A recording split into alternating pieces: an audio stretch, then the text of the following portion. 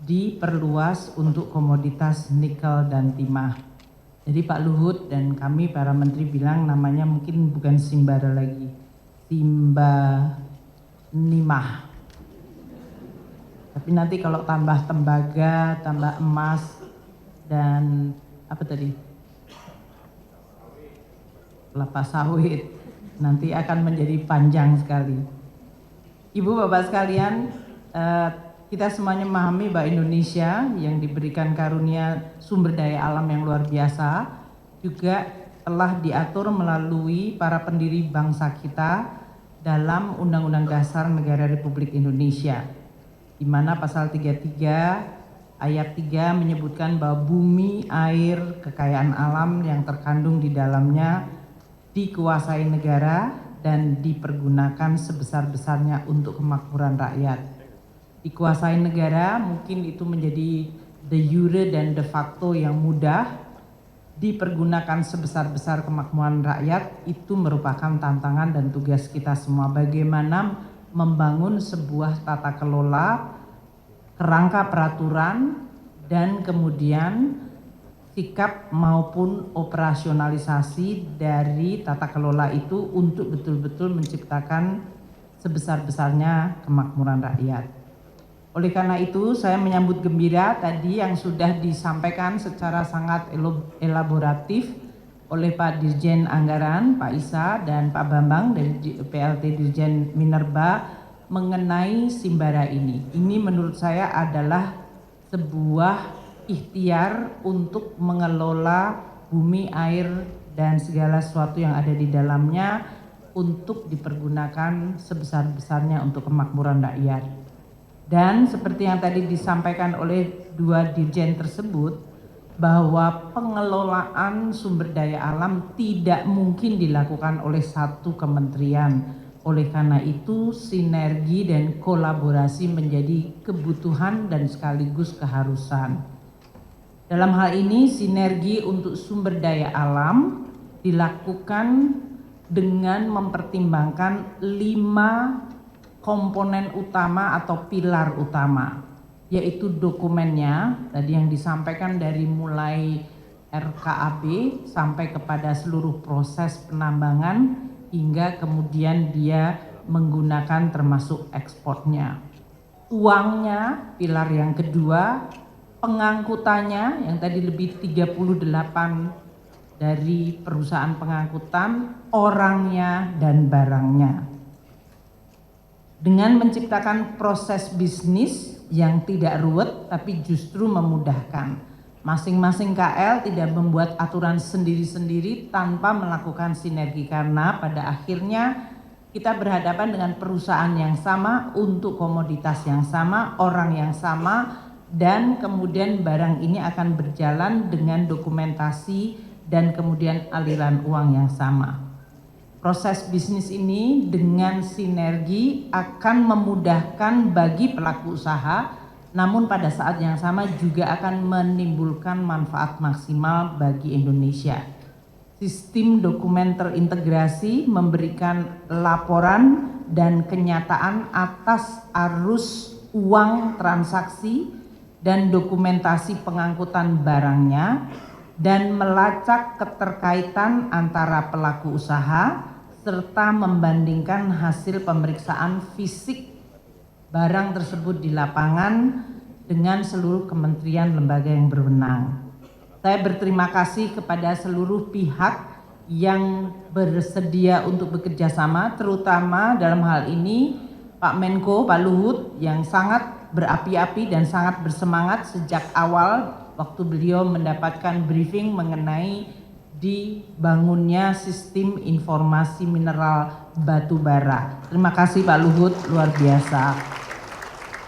Nah, pada tahun 2022 dari realisasi penerimaan negara dari sistem Minerba ini mencapai 183,5 triliun rupiah. Kita tentu ingat tahun 2022 adalah komoditas boom.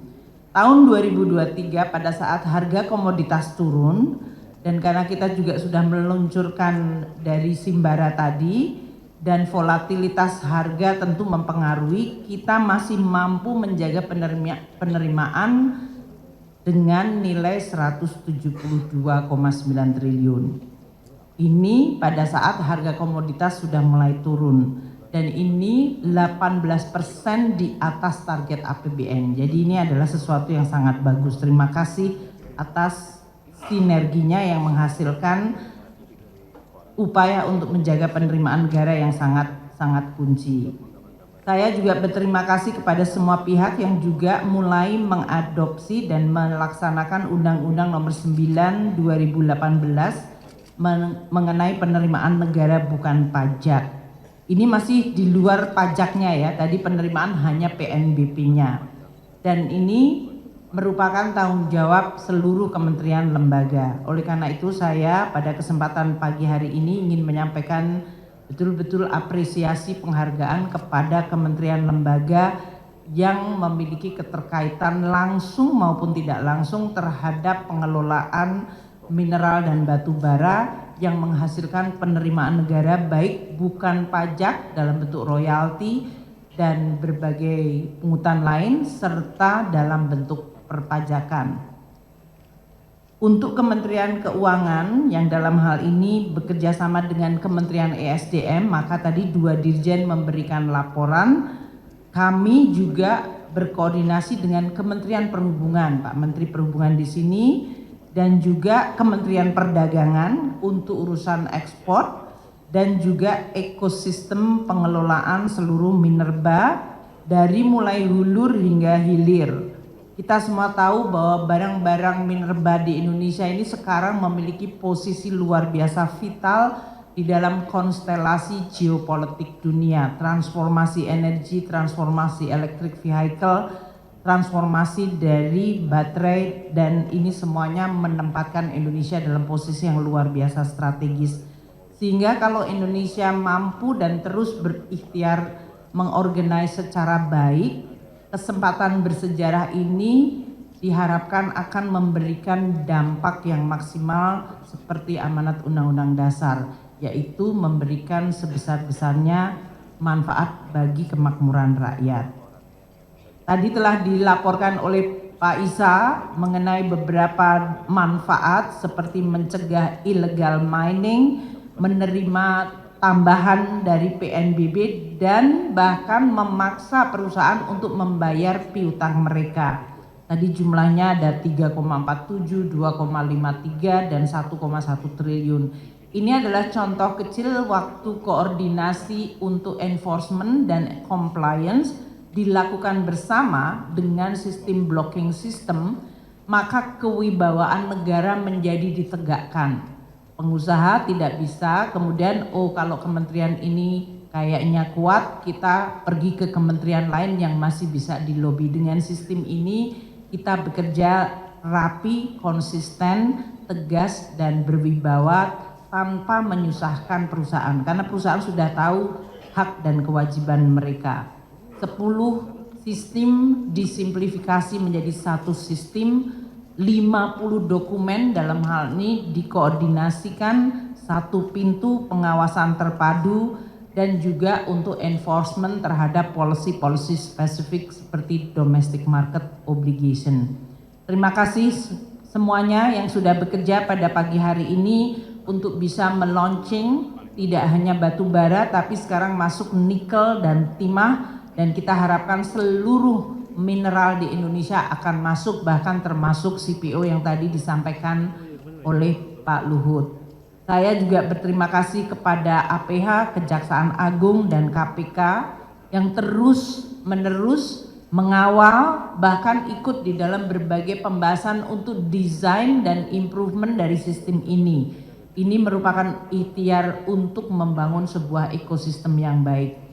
Dengan demikian saya ingin menyampaikan terima kasih Pak Luhut, jangan lelah-lelah terus untuk mengkoordinasi Bapak Ibu sekalian dan termasuk kementerian lembaga maupun dari sisi aparat hukum yang telah bersama-sama memiliki komitmen untuk membangun Simbara yang diperluas pada hari ini untuk nikel dan timah.